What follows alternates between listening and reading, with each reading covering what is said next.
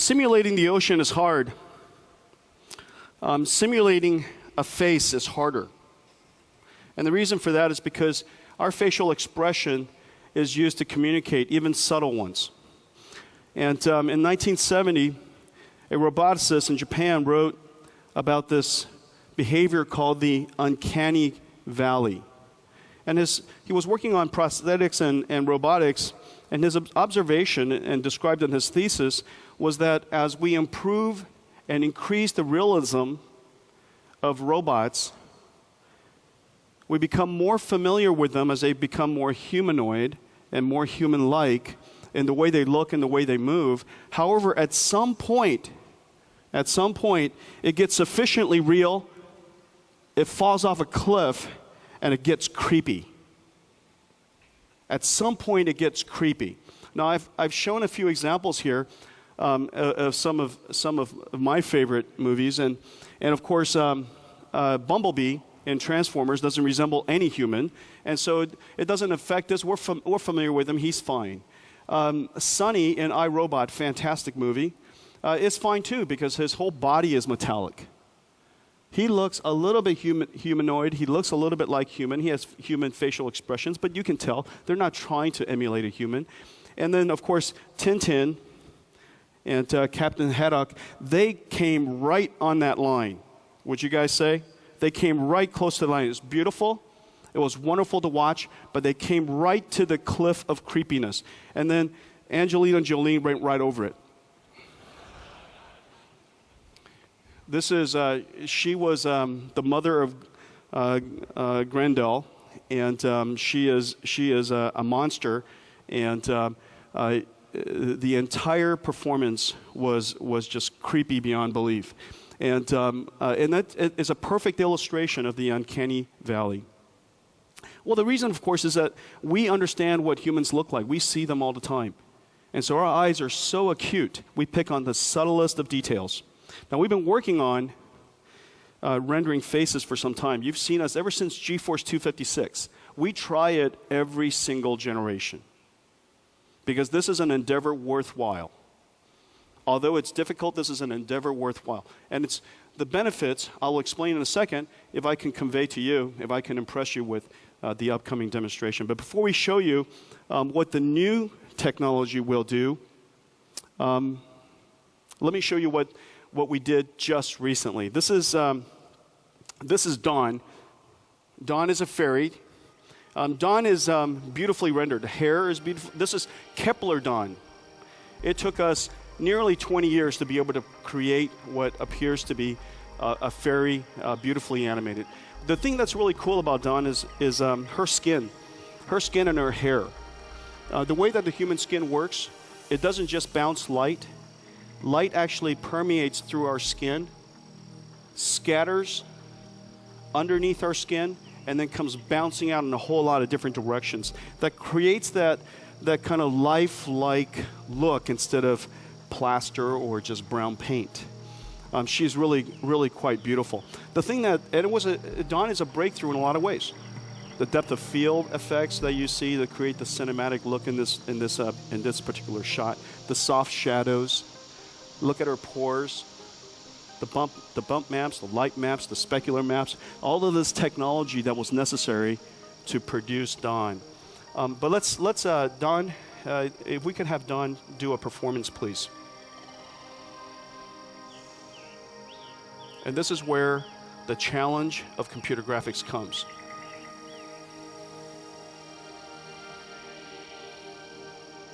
And in fact, this roboticist in Japan, Masahiro, observed that the Uncanny Valley is much deeper and has a much greater cliff when a particular object is in motion. And you can see how in fact earlier she was beautiful, and now you can tell obviously that she is computer animated. She's still a wonderfully, beautifully rendered computer animation, but it's an animation nonetheless. A little bit creepy. Okay, thank you. Now let's just hold there for just a second, Curtis. Let's hold there for just a second. Before I show you the next one, let me tell you how it's done. The way that if we could just turn on the light for just a second. Let me tell you how it's done. It's a partnership between us and Paul Debevic's USC ICT lab. It's the Institute of Creative Technologies down at University of Southern California. They invented this performance capture technology called a light stage. You literally walk into a sphere, it's a room-sized sphere, surrounded by a whole bunch of cameras, about 156 cameras. Each one of the cameras are lit by white LED lights so that you can simultaneously light every single direction at the same time. It also has cameras that are polarized and properly filtered so that it could take all kinds of extract different types of information from that scene. You walk into this thing, and the first thing that it does is extract a coarse geometry. It takes a whole bunch of pictures, and from that extracts the 3D geometry. It also takes a whole bunch of light field information so that it can extract the subtle geometries, like your pores, like your wrinkles, and so on and so forth. Now here comes the miracle. That's just the three-dimensional geometry. The thing that happens after that is they then turn all of these into video.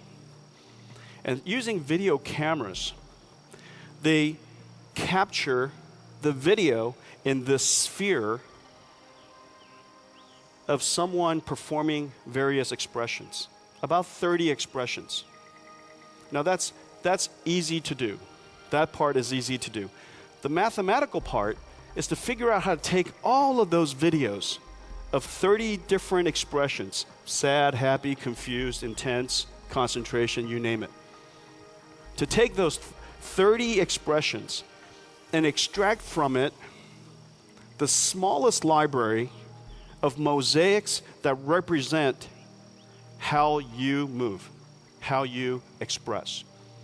They extract from all of this incredible amounts of video and incredible amounts of camera work that was done into 32 gigabytes, about 1.5 Blu-ray DVDs worth of digital content that programmatically allows you to replay almost any expression. Okay?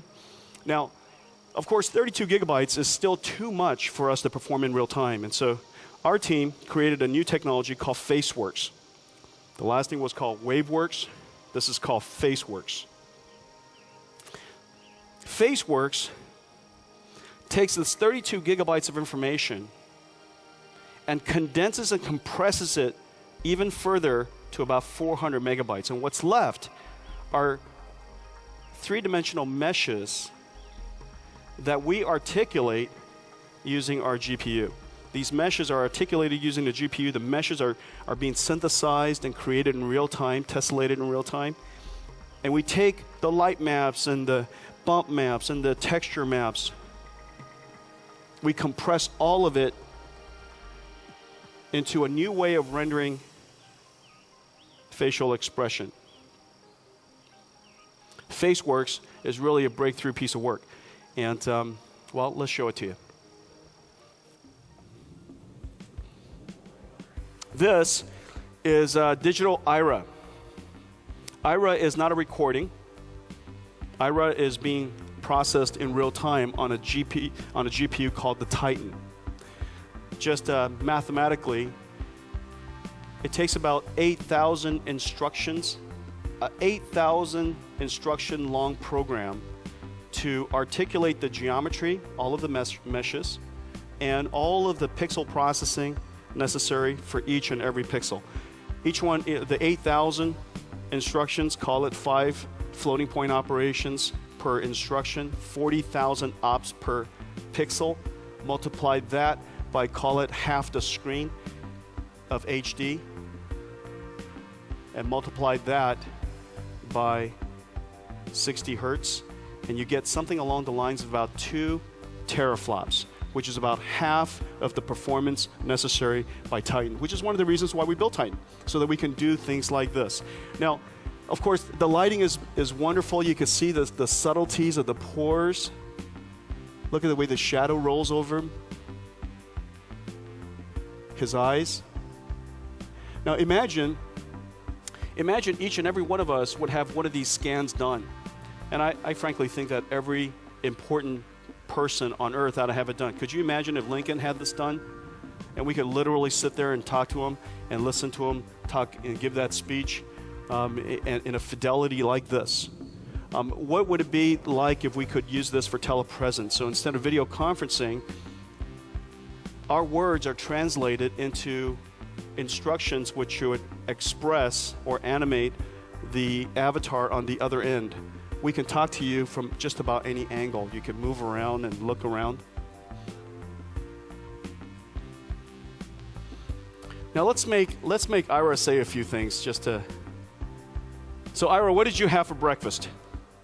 I ordered a yogurt parfait, and the whole parfait was fruit, frozen fruit. There was no yogurt. It's supposed to be half fruit and half yogurt, but the whole thing was frozen fruit. That's pretty amazing, huh? That's really amazing. Hey, let me ask you something. Have you heard of Shield? What do you think about Shield? Take my money! All right, let's make well, let's see, what can I make you do? Hey, show me Zoolander. That's not bad. Okay. Show me white guy dancing.